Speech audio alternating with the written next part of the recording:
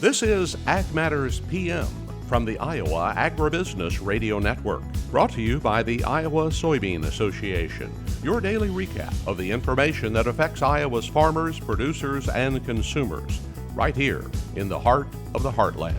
With reports from our award-winning broadcast team of Dustin Hoffman and Riley Smith. Now, from the IARN studios in Des Moines, here's Dustin Hoffman. Well, good day and welcome to Ag Matters PM from the Iowa Agribusiness Radio Network. I'm Dustin Hoffman. Today is Monday, May the 16th, 2022. Coming up in this episode, Riley Smith talks macroeconomics with Greg McBride of Allendale. I visit with Iowa Ag Secretary Mike Naig about planting progress around the state. And we also have a check of your ag weather outlook. But for now, let's go ahead and take a look at your ag market recap. It's time now for the Ag Matters PM Closing Market Summary, your source for market analysis and settlement prices from the day's trade in Chicago, courtesy of the folks at agmarket.net. Well, we're at the end of Monday's trading day, and we're going to see how things went, and we're going to call on Robin Schmahl of Ag Dairy, which is with John Stewart Associates with agmarket.net. Robin, thanks for taking the time to visit with us today. Well, I appreciate it. It's always good to talk with you. All right, so we know going into this morning, wheat got shot out of a cannon after some news this weekend. It looks like that kept up during the day. Tell us what happened on that grain side. Well, yeah, you can't talk about the grain markets unless we talk about the wheat first. And normally we always look at corn and soybeans first, but you know, India making the reversal on their previous notification that they weren't going to ban exports or halt exports, and they did over the weekend. Yeah, that totally took this market by surprise, and we like you said, we shot out of the market. We were limit up in front month there, both in the hard red winter wheat and the soft red winter wheat stayed there much of the day. That spilled over into the corn market. Corn maybe would not have been as high as it was, but supported by the wheat, there's always a correlation there. We're looking at some good planting progress. The estimate right now is to see planting progress about 48% complete. Of course, that pales a lot relative to last year when we were 80% complete, but you know, we're still being able to get in the ground. Now, I know in the northern areas, the Dakotas, they're still struggling, and they will continue to struggle because there's some of the weather forecasts are for some more rain there. There's probably potential for some prevent plant there. I know just in our area here, everybody's been going great guns, really putting it in the ground. And I think it's not late for our area, but I think we can see quite a bit of a catch up. And coming back to soybeans or going on to soybeans, we're looking at 29% planted versus 61% last year. Soybeans were kind of going along for the ride today. They really didn't have a lot behind them at this point in time. Looking at potentially there could be more acres planted. We did see some pressure on soybean oil today. So that wasn't quite as exciting of a market when we're looking at the whole grain complex. Now, of course, we know when you have the grains going up, livestock takes a little bit of a hit. But what happened out there today? Was it that situation? No, it wasn't that situation. Now, obviously, the feeder cattle were under pressure from the corn. That's plain and simple. But they weren't under significant pressure as much as we see many times when we see a movement in the corn price. So I think a lot of that was factored in already. I mean, last week, we saw feeder cattle contracts go down to the contract lows, and they're oversold right now. And so it didn't have quite the impact. But on the live cattle side, we actually went higher. We saw some box beef price higher a little bit at midday, up $1.81 for select choice. Choice was up $1.87. Select was unchanged. That in itself, and some optimism that we could see some steady trade this week, kind of held the live cattle market. Now, the issue with live cattle is that we have packers bought ahead already through much of May. And that puts packers really in the driver's seat. So getting even steady prices this week should be a victory. Now, on the hog side, that didn't look at anything else except itself, and it wanted to go higher. The technical points were achieved to the downside last week. We started seeing some strength on Friday, and that carried through big time today. Closed chart gap to the upside on the June price. We saw cash up slightly at noon today. We saw cutouts up at noon today as well, going off of the stronger cutouts on Friday. And it looked like the market is making a strong V bottom in here, which generally the hog market does, either a V bottom or V top. When it changes with a vengeance. And for right now, the change is pretty dramatic. Now, we cannot rely on that specifically because cutouts still have to start trending higher, and that's where the rub may come in. So, but we can at least point to a better hog prices, at least in the near term. Well, we're definitely going to be seeing an interesting week coming up. And Robin, if folks out there want to look at their marketing plans, maybe make some adjustments, how do they get in touch with the folks at agmarket.net? Well, they can call me directly at 877-256-3253, or they can go to a agmarket.net website, and the phone number and contact information is on there. All right, Robin. Well, we thank you so much for the insight and look forward to talking to you again real soon. Thank you. That was Robin Schmahl of Ag Dairy Witches with agmarket.net as part of John Stewart and Associates here on your Ag Market Recap. Let's go ahead and run down those closing numbers courtesy of the folks at Bar Chart. July corn was up 28 1/4 at 809 1/2. December up 16 3/4 at 765 1/2. July beans up a dime at 1656 1/2. November up 13 3/4 at 1512 even. August soy meal up $5.10 to 409.10 per ton. Soy oil down 51 cents at 79.42. September Chicago wheat up 70 cents at 12.51 even. Minneapolis wheat up 60 cents at 13.78 3/4. Kansas wheat also up the limit 70 cents at 13.53 3/4. September oats up 8 1/2 at 5.94 1/2. On the livestock side, live cattle for August $1.55 higher at 133.90. August feeders down 60 cents at 167.42. Lean hogs up $3.07 at 103.82. Pork cutouts up $3.20 at 109.60. Class 3 milk unchanged for May at 24.97. And that's been a check of your Ag Market Recap. We're going to take a short break and hear from our sponsor, the Iowa Soybean Association and the Soy Checkoff. And when we come back, Riley Smith finishes his talk with Greg McBride of Allendale and get ready for a lesson in macroeconomics. This is Ag Matters PM. Iowa Soybean Association is driven to deliver for Iowa's 40,000 soybean farmers. We're proud to provide objective agronomic research, a helping hand with soil and water stewardship, and timely industry news powered by the Soybean Checkoff. Learn more at iasoybeans.com. Welcome back to AM/PM from the Iowa Agribusiness Radio Network. I'm Dustin Huffman. Well, Riley Smith is going to wrap up his discussion today with Greg McBride of Allendale. They talked about the WASDE report. They talked about the CONAB numbers. And now they're going to talk about macroeconomics. If you took macroeconomics in college, you already kind of have an idea what they're going to talk about. If you didn't, you're going to learn today. So let's go ahead and turn things over to Riley Smith. Right, and those macroeconomic factors have had a huge impact on the marketplace recently. I mean, obviously, they've been the primary focus and driving force there. Are there any other new factors that have come out, maybe other countries kind of backing off on exports that we've seen recently that could have an effect on the marketplace here soon?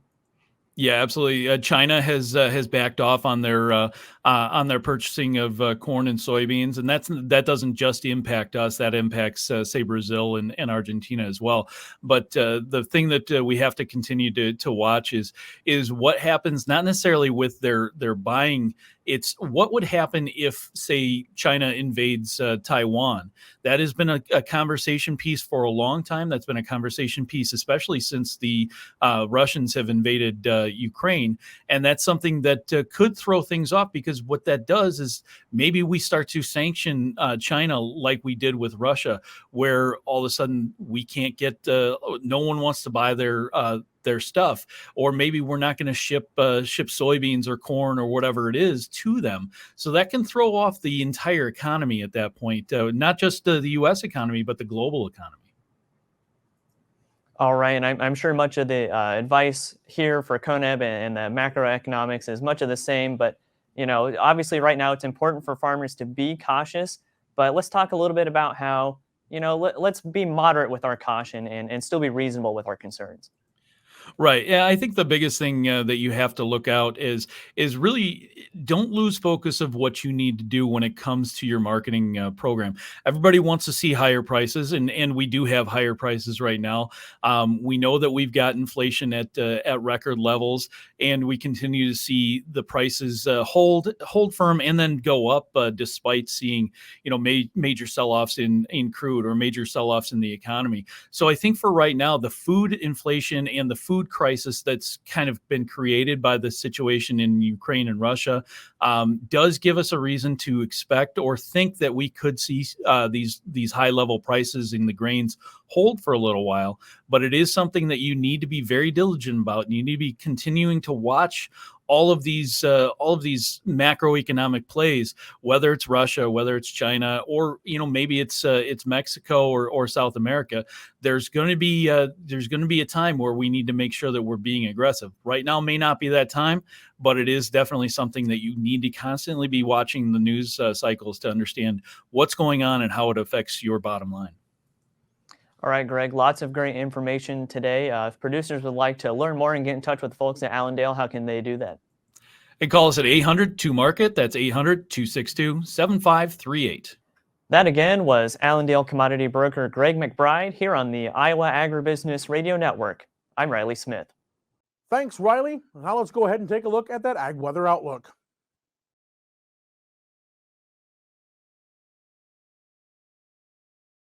Well, it's either been mostly sunny or partly cloudy, depending on your philosophical leanings around the state here today. But we are seeing that sunshine come through for the most part. Now, don't get too excited. Those temperatures are going to stay about where they're at for most of the week, but rain showers are back in the forecast, so it could make things interesting in the planting time. But let's go ahead and take a look at what the National Weather Service has in store for the next 24 hours. Well, as you look through today, it was pretty sunny out there across the state, and we saw highs in the mid to upper 70s, maybe even the low 80s in a few spots. Now tonight, it's going to see clear skies across most of the state, though the extreme northwestern corner could see some shower and thunderstorm activity, though that is slight, maybe about a 20% chance, and lows will be in the 50s. Now tomorrow, we're going to start with mostly sunny skies, though we'll start to see those thunderstorms roll in from the west, and of course, those odds won't be too terribly high, at least to start, maybe 20-30%. But as we move our way across through the day and into the evening hours, we're going to see those chances increase. Highs will be in the mid to upper 70s. Now checking the affiliate weather map for tomorrow, Cherokee looking to have some shower and thunderstorm activity in 76. Shenandoah also seeing some showers and thunderstorms in 79. Now Des Moines and Albia, they're going to start out with some sunny skies and then move into some more rain shower activity, and highs will be around 79. Waterloo will be seeing some shower activity and cloudy skies and 75. Clinton has just a slight chance of precipitation, partly cloudy skies, and a high of 76. For more detailed forecasts in your area, tune to your local Iowa Agribusiness Radio Network affiliate. And that's been your Ag Weather Outlook. We're going to take a short break, and when we come back, I'll be visiting with Iowa Ag Secretary Mike Naig about the planting conditions we're seeing around the state this spring. This is Ag Matters PM. As we approach planting season, make sure you stay safe and share the road with your local farmers. Slow-moving tractors with large planters occupy a lot of space on the road, so stay patient and follow at a distance of around 50 feet. You should never, ever try to pass them at a bridge, intersection, hill, or curve. It's far better than putting yourself or someone else at risk. So please, stay safe and remember to tip your hat to your local farmer this planting season. This message was brought to you by your friends at the Iowa Agribusiness Radio Network. Welcome back to AM/PM from the Iowa Agribusiness Radio Network. I'm Dustin Huffman. Well, as you know, we covered in weather, rain is going to be moving back in, and we've been dealing with rain off and on for most of this planting season, and it's caused some frustrations, but that's not to say we haven't had our windows of opportunity. In fact, as we record, the crop progress report is on its way out, and we're expecting to see some better numbers coming in for tonight.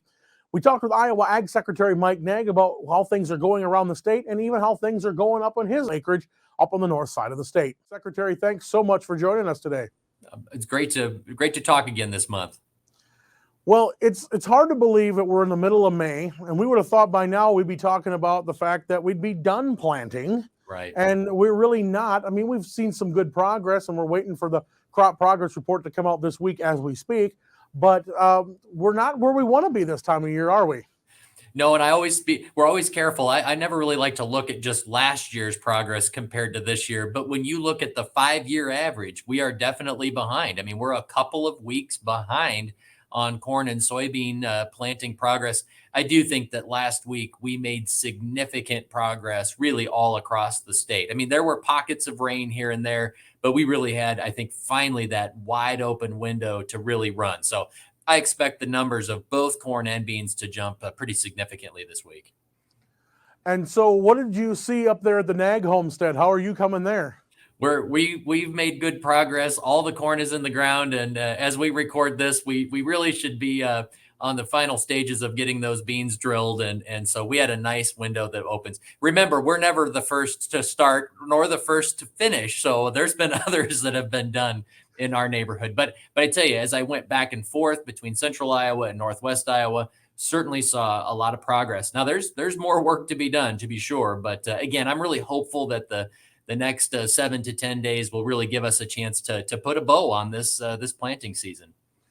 Now, for those who are still in that situation of that holding pattern of they're not right where they want to be, obviously we know insurance dates aren't for until next month. Right. But are they thinking about pushing the panic button yet? Especially when we're looking at a forecast that's going to include some rain. Well, I think folks are definitely anxious, and we know that. But here's the good news: and once folks can get in and get an open window, boy, the acres can really can pile up. So I know that folks are really working hard, working through the night. And I'm hopeful that we won't even have to think about those prevent plant timelines, that really in the next week to 10 days that we will get this thing largely in the ground. Now, of course, something else to think about, and again, we're talking about big what if, but obviously there are dates and deadlines for us to be doing our herbicide and our weed control programs. How does that get affected? Let's go worst case scenario. How does that get affected if we can't get in the ground on time? Well, and that's this. Look, this is why it's so important for us to have many tools at our disposal, many tools in the toolbox, so that every year is going to be different. Every year has got weather challenges that folks have to deal with. And so in this particular year, it's been cold and it's been wet and it's been late. But there's years where it's becomes hot and dry quickly. And so, look, the reality is farmers need many tools, many options. This year, obviously, for the first time, we're going to have that June 20 cutoff for dicamba applications. Again, I would not expect that to be extended at all. It's the reality of that product and how it gets used. And so, again, having more options at your disposal. It's important that EPA continue to use science and use a predictable regulatory process to get these products on the market and keep them there. I'm very concerned about what's been happening in the courts with activists attacking some of these products because, again, all it does is it ties the hands of producers really in Iowa, but all across the country.